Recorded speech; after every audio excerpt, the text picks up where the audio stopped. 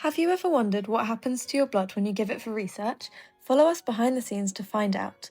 First, we will always ask you and your families if you're happy to take part in research. We'll get you to sign a consent form like this. Now we will take your blood. You won't get this blood back, but don't worry, as your body can make 2 million new blood cells every second in your bones. When you have your blood taken, it goes straight into a collection tube, like this one. It then starts a long journey to get ready to be used for research. Meet Nia. She's the research assistant who will be showing you what happens to your blood sample. Now let's take it to the lab. First, Nia removes the blood from the collection tube using this pipette, and it goes into a completely clean tube. Your blood is made of 3 main parts: red blood cells, white blood cells, and plasma. Nia adds a special liquid called lymphoprep to the tube that helps the blood separate into these 3 parts. Now it's time for the fun part.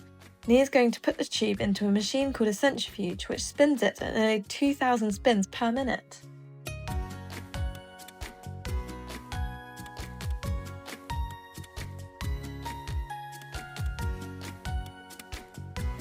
"20 minutes later, it's time for Nia to take the tube out of the centrifuge. Look how the spinning has separated the blood into its different layers. It splits into plasma, white blood cells, lymphoprep, and red blood cells. In this video, we're just looking at what we do with the white blood cells, as they're really important for our research. Nia now has to carefully collect only the white blood cells so she can count how many there are. Nia takes a tiny sample of the white blood cells and mixes them with a blue dye so she can see them under the microscope.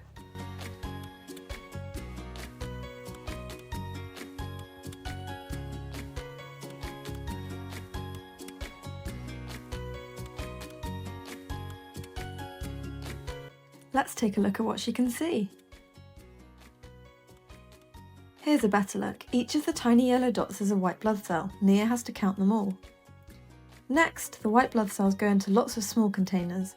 They get a label with a special code just for you.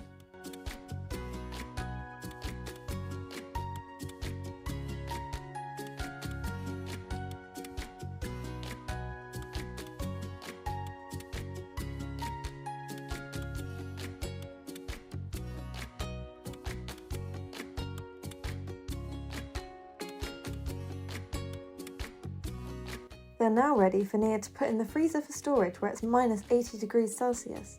That's really cold.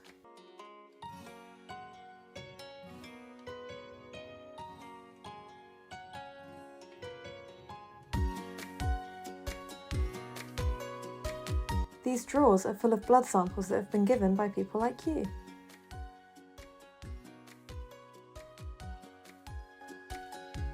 After 2 days, they go into a liquid nitrogen tank that's even colder at minus 185 degrees for long-term storage. Let's take a look inside the tank. Freezing the blood cells in 2 stages like this means that they can survive until Nia and her team need them for whatever research you've signed up for. They really love receiving as many samples as possible so they can discover more about diseases and work on developing new treatments. Thanks for coming with us today. People like you can make a real difference.